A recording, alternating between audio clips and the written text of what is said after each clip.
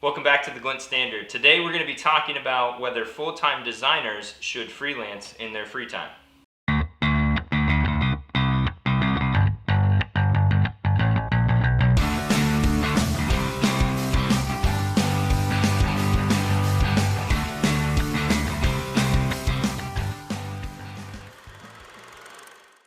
So welcome back to the Glint Standard. We have hit a huge milestone. We're at just over 10 episodes now. Yay for us. I think that's awesome. That's a big step. It's pretty exciting. I know it took us a while to get going. We were in the planning stage for a little longer. For a little while, and it's good just to start and then try to adapt and continue. Listen to what people tell us. Right. This is working, this is not working, and try to adapt to try and make things as ideal as you can, right? Right. Because perfection doesn't exist. So if you're striving for that before you start, you're never going to start. Exactly. So. And as Craig said, we do take feedback. So if you want to leave us a comment, shoot us an email. We do love hearing from our adoring fans. We'll put it that way. So. Fair enough. But one of the topics I wanted to cover, especially as we move back into a new norm, right? Mm-hmm. Post working from home, a lot of people are starting to maybe get back into the office or starting to see the light at the end of the tunnel, right? It really depends on what's going on in their industry. So as people do that, for designers, a lot of times they're going to want to try to make up income that they might have missed out on, right? Right. So the question is, should freelance be allowed for full-time designers, or is it a good idea for them, right? If it is allowed. Yeah, allowed is a struggle, right? Some companies allow it, some don't. We don't allow it. Right. If you're going to do it, we need to know about it, and here's why: burnout, capacity of people. Here's a great thing about freelancing while you're working full time: it's usually pretty quick and easy extra income. So people do it all the time, right? Right. So why wouldn't you do it? It'd be crazy not to, right? It comes with its challenges, though. Are you? What's the right word? Are you causing challenges at your job at work because of it? Because is it getting in the way? You're doing it after hours, right? You should be. Yeah. If you're doing it at work on company's equipment, it's a whole different animal, and that's you need to get going.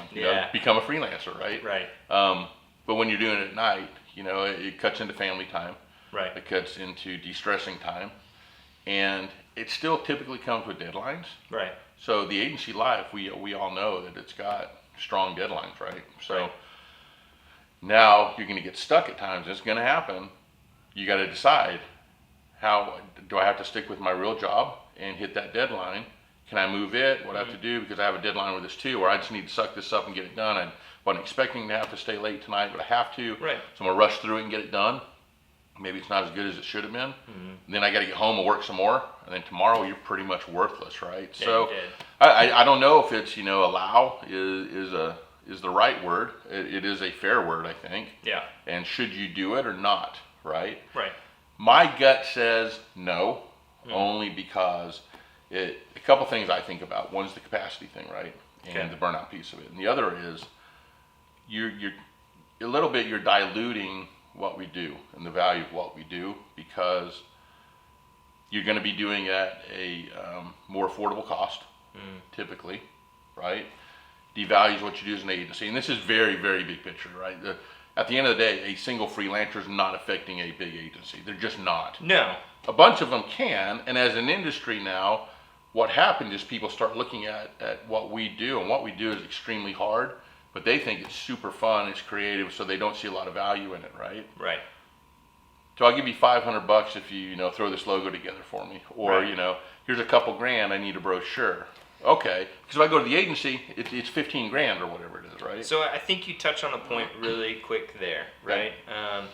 That for me is the pain point that I see with, not I guess pain point, but typically what we see from freelance, right, is it's individual project based, right? So I need a logo, or I need a brochure, or I need this one video, or I need a Facebook ad campaign that's really cheap for me, or that gets really brought into all freelancers. But what's happening is it's typically one project, whereas the agency mentality, and it's hard to switch between those two, right? Can be, yeah. And you get yourself in trouble if you are an agency person working as a freelancer, is you're taking that mindset of integrated marketing, right? Where you're looking at the bigger pictures, you're trying to do that for the client because you want what's best for people, right?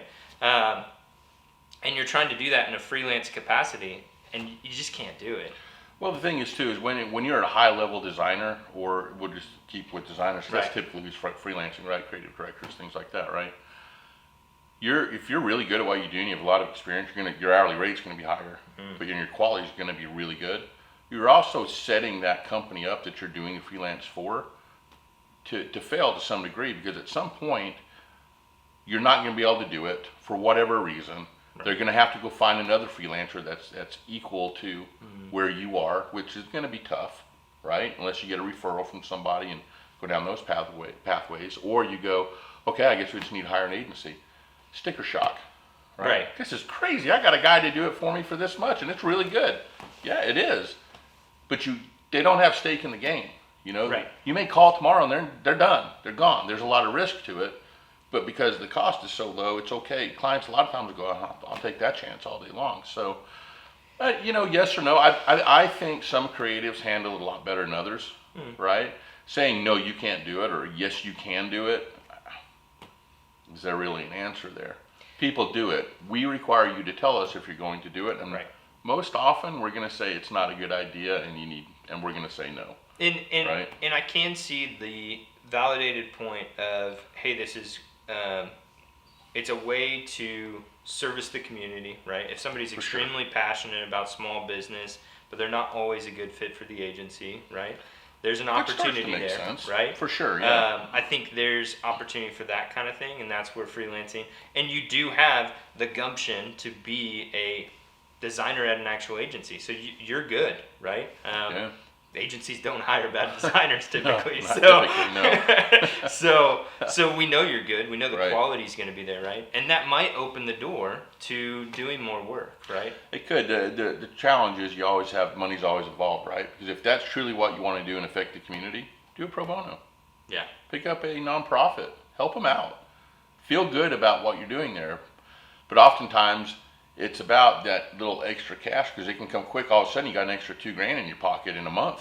That's not bad. It's not terrible. Right? But what you're not thinking about is you're doing it, yet so many others doing it as well.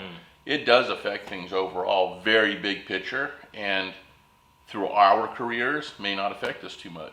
I've seen it already change in the value of what advertising delivers and branding delivers. It's changed from what it was, 20 years ago. Oh yeah. And that's because of things like this, right, that start to happen. Because in consumers' minds and people who start new businesses, it's just the value you have to constantly, if you're having to teach somebody the value of what you do because they don't understand it, they're probably not a good fit, and they probably need to get a freelancer. Right. A lot of times deadlines too, they don't want to wait for you to work at night. They still want it quick. That's true. Yeah. So yeah, it's tough. I mean, what do you think? You think people should be doing it or no? It's a different perspective. I think so. Coming from the young entrepreneur, being in the generation that's thrived on that, right? Yeah. I get everybody's spirit to want to go out and have your own thing, and even if it's a side hustle, as they call it, you know. I think that's totally fine. I understand the spirit of it.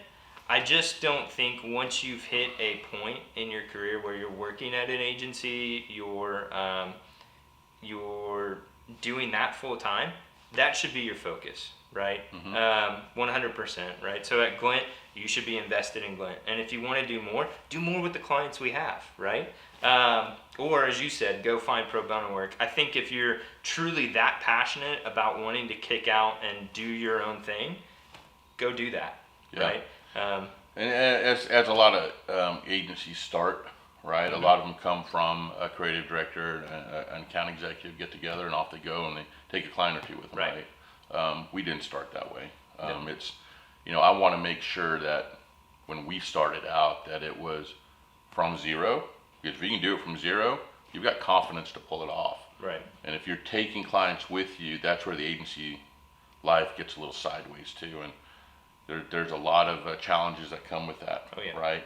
And typically they're not valuing the work that's being done that they're not touching Right. to actually make that relationship work. And that company's going with you because you're good. They're also doing it because they want to pay less, Yeah. right? Yeah. So it can be a real challenge. So it's hard to say yes or no. Yeah. We use freelancers most We do. of the time. They're freelancers. They don't have a full-time job, right?